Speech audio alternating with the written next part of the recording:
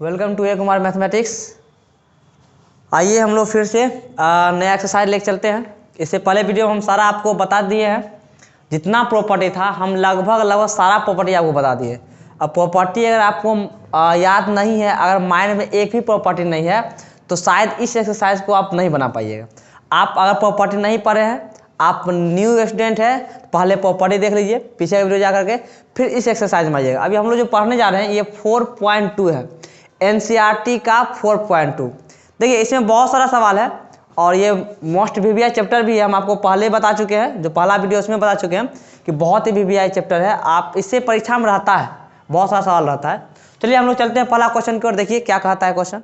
मेरा फर्स्ट सवाल है, बोला जा रहा है आपको कि सारणिक के गुणधर्म से, देखिए आपको जो बोल रहा है ना, सारणिक के गुणधर्म से जो सवाल दिया है उसको सिद्ध कीजिए। ठीक है, सिद्ध क्या करना है, दिखाना है इतना बराबर ये 0 होता है, वो आपको दिखाना है। ये है नहीं, इतना बराबर ये 0 होता है, ये आपको दिखाना है सारणिक के गुणधर्म से। आप सारणिक का जितना हम प्रॉपर्टी पढ़ा है वो प्रॉपर्टी देख लीजिए, सवाल क्विक में सॉल्व हो जाए। आप जाकर प्रॉपर्टी देखिएगा, एक प्रॉपर्टी होगा। चलिए ये तो आपका LHS है, प्रॉपर्टी हम बता रहे हैं क्या है। LHS लिखा हुआ है X Y Z A B C, ये कॉलम लिख रहे हैं हम, नहीं यहाँ पर दिया है आपका X plus A Y plus B and Z plus C। आपको लाना क्या है, आपको RHS लाना है 0। देखिए आप ऑपरेशन जो आप मैट्रिक्स हम पढ़ाए थे, मैट्रिक्स में बताए होंगे, ऑपरेशन करके जो ऑपरेशन होता है आपका प्रारंभिक संक्रिया वगैरह बताए होंगे आपको, उसके अनुसार भी सॉल्व किए तो आपका 0 आ जाए। लेकिन कहता नहीं, आपको ऐसा नहीं करना है। आपको जो सारणिक का जो गुणधर्म आप जानते हैं ना, उस गुणधर्म का प्रयोग करके तब इसको 0 कीजिए। करते हैं तो एक आपका गुणधर्म है कि अगर कोई सारणिक के कोई पंक्ति या स्तंभ एक से अधिक टर्म में लिखा हो, एक से अधिक में लिखा हो, उसको हम अलग अलग लिख सकते हैं। जोड़ या घटा में लिखा हो तब उसको अलग अलग हम लोग लिख सकते हैं। आप प्रॉपर्टी जाकर देख लीजिएगा, उस प्रॉपर्टी के अनुसार आप लिख सकते हैं X Y Z A B C X Y Z। ये एक सारणिक बन गया। यदि प्लस रहेगा तो प्लस और माइनस रहेगा तो माइनस। यहाँ पे प्लस दिख रहा है, लिख देंगे प्लस। एक और सारणिक बनेगा इसका X Y Z। अगर आपको ये समझ में नहीं आ रहा है तो आप पहले प्रॉपर्टी देख लीजिए। हम प्रॉपर्टी में बताएं, अगर एक से अधिक जोड़ के रूप में अगर है, योगफल के रूप में है, उसको हम लोग अलग अलग सारणी के रूप में लिखते हैं, योगफल के रूप में लिखते हैं। X Y Z ये लिख दिए। अब इसको लिखिए A B C। इसको तो आप लिख चुके हैं, बच गया ये, तो इसको लिखिए A B C। देख लिए।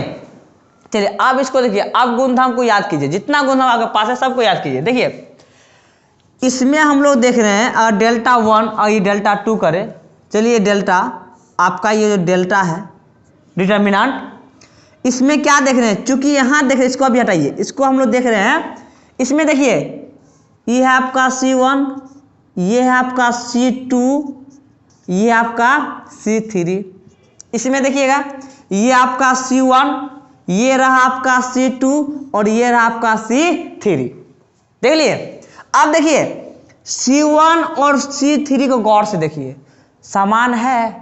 इसमें आकर के देखिए C2 और C3 को देखिए, दोनों बराबर है। इसका सभी अवयव आपस में बराबर है, इसका सभी अवयव आपस में बराबर है। तो हम लोग जानते हैं प्रॉपर्टी ऑफ डिटर्मिनेंट्स, सारणिक के गुणधर्म से, जब किसी सारणी का कोई पंक्ति या स्तंभ का सभी अवयव समान हो तो उस सारणी का मान 0 होता है। तो यहाँ पर लिखेंगे चूंकि C1 बराबर C3 और यहाँ देख रहे हैं हम लोग चूंकि C2 बराबर C3, इसका मान कितना, इसका मान 0 और इसका मान 0। सारणी के गुणधर्म दोनों का मान 0, तो 0 प्लस 0 बराबर 0। आपको यही तो लाना था, आपको यही दिखाना था कि RHS में कितना ला था 0, तो हम 0 ला दिए।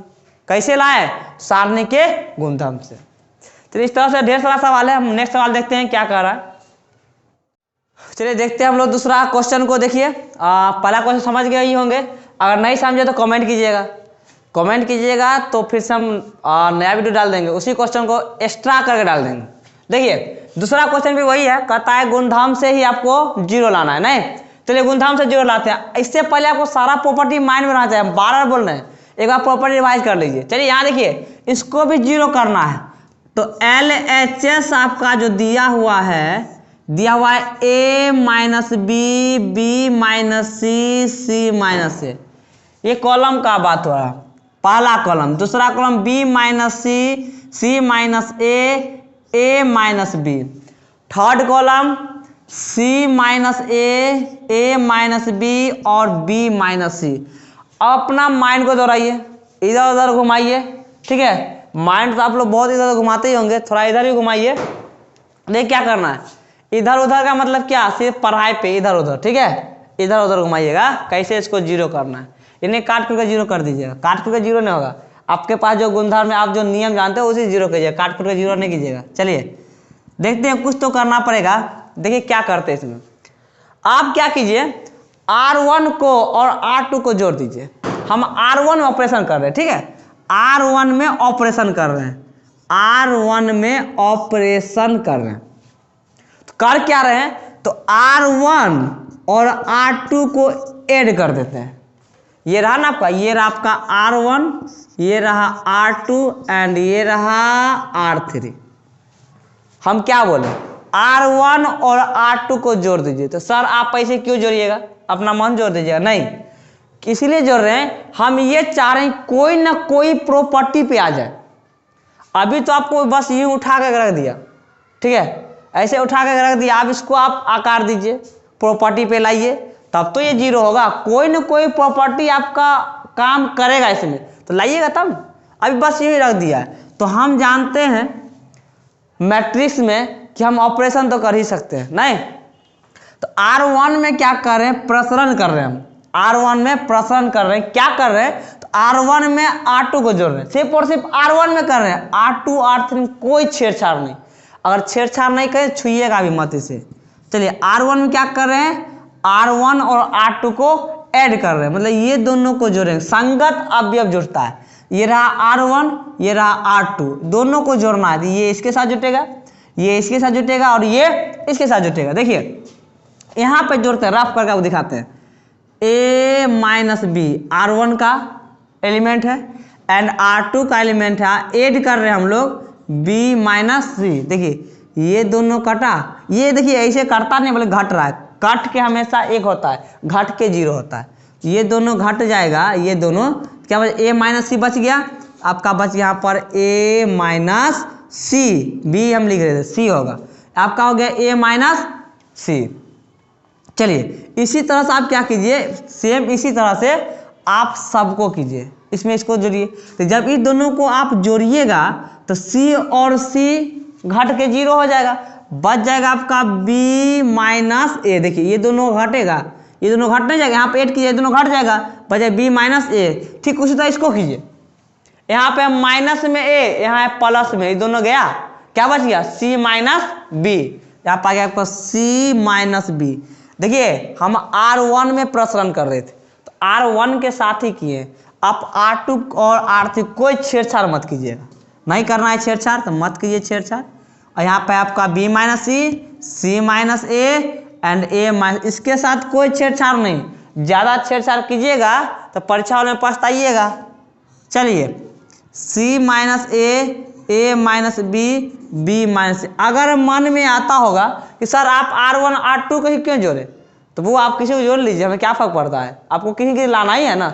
आप इसको भी जोड़िएगा, कुछ न कुछ आ ही जाएगा, उसमें भी आप कोई ना कोई कॉमन ले लीजिए, उसमें भी बनेगा। जरूरी नहीं है कि हम R1 कहेंगे, CO से कर लीजिए, कॉलम से भी कर सकते हैं। अब देखिए मिला कि नहीं, कोई अभी भी कोई नहीं मिल रहा है, कोई हम शकल है ही नहीं ना। हम शकल नहीं, तो फिर से हम शकल बनाइए, देखते हैं कुछ न कुछ कॉमन लेकर। अब देखिए A माइनस सी है नहीं, और यहाँ देख रहे हैं C माइनस ए है। देखिएगा यहाँ है A माइनस सी और यहाँ है C माइनस ए। अगर माइनस या तो इसमें से कॉमन ले ले या इसमें से कॉमन ले ले।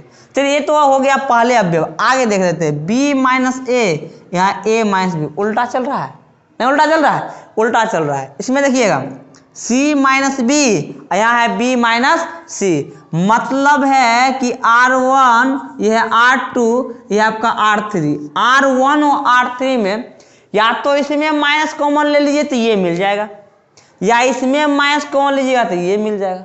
आपको जिसमें से माइनस कॉमन लेना है ले सकते हैं। तो हम किसमें से ले लें? R3 से ले लें। चलिए R3 से लेते हैं। Taking common minus from R3 we have, हम किसे कॉमन लिए हैं? R3 में से क्या कॉमन लिए? माइनस कॉमन लिए। चलिए माइनस कॉमन ले लेते हैं। तो माइनस कॉमन ले लिए तो देखिए क्या बच गया। इसमें तो कुछ किए नहीं, R1 में तो कोई छेड़छाड़ नहीं, R2 में भी कोई छेड़छाड़ नहीं, छेड़छाड़ किए R3 में। अभी देखिए R3 में छेड़छाड़ किए, ना R1 में कुछ किए ना R2 में कुछ किए। तो इसको लिख दीजिए A minus C, B minus A and C minus B। अब देखिए इसमें क्या है? B माइनस C तो B माइनस C, इसमें C माइनस A तो C माइनस A, इसमें A माइनस B, यहाँ लिखते हैं A माइनस B। हम एक वर्ड को दो दो बार बोल रहे हैं, इससे ज़्यादा कहाँ समझिएगा। इसमें अब में से हम माइनस कॉमन ले चुके हैं, तो जो प्लस है वो हो जाएगा माइनस, और जो माइनस वो हो जाएगा प्लस। चलिए ये आपका प्लस में तो ई ढोल हो जाएगा माइनस में, आई है किस में? माइनस में, तो ई बुआ हो जाएगा प्लस में। इसको कर दिए प्लस में, आ ई हो जाएगा माइनस में। चलिए इसमें वो सही कर रहे हैं। ये रहा आपका प्लस तो हो जाएगा माइनस, और ये रहा माइनस में तो रहेगा प्लस में, तो B माइनस A। चलिए अब यहाँ देखिए B minus C, minus common ले चुके हैं, क्या हो जाएगा? C माइनस B, ये हो गया आपका C माइनस B। अब देखिए R1 का अवयव, R2 का अवयव और R3 का अवयव को इसमें से मिलाइए, R3 का अवयव में सभी से मिलाइए, कौन सा ऐसा है जो कॉमन मिल रहा है? देखिए R1 को देखिए, R3 देखिए, कॉमन नहीं मतलब सेम मिल रहा है। किसमें किसमें मिल रहा है? चूंकि R1 बराबर R3, देखिए सब अवयव का सब अवयव मिल रहा है, तो R1 बराबर R3, इसलिए सारणी के गुणधर्म से डेल्टा बराबर 0। ये आपसे पूछा जा रहा था कि सारणी के गुणधर्म से सिद्ध करके दिखाइए कि 0 होता है। देखिए हम सिद्ध कर दिए। अगर यहाँ कहीं पे समझ में या 2-3 लाइन का ही है, कहीं पे समझने आपको परेशानी होगा तो कमेंट जरूर कीजिएगा, शेयर तो करना ही है, ये 12 बोलने की चीज़ नहीं है, और लाइक दबा ही दीजिएगा। चलिए नेक्स्ट क्वेश्चन देखते हैं फिर से। चलिए हम लोग देखते हैं तीसरा क्वेश्चन। देखिए क्या कर रहा है, इसको भी 0 करना है, नहीं इस क्वेश्चन को भी 0 करना है। क्वेश्चन को 0 करना है, RHS क्या लाना है? 0 लाना है। तो प्रॉपर्टी फिर से याद करना पड़ेगा, कुछ न कुछ प्रॉपर्टी दिया ही होगा। अब बिना प्रॉपर्टी का कुछ होने वाला है नहीं, आपको प्रॉपर्टी तो याद करना ही पड़ेगा। तो इस एक प्रॉपर्टी शायद पिछला वीडियो जाकर देखिएगा, उसमें 5-9 प्रॉपर्टी के आसपास होगा।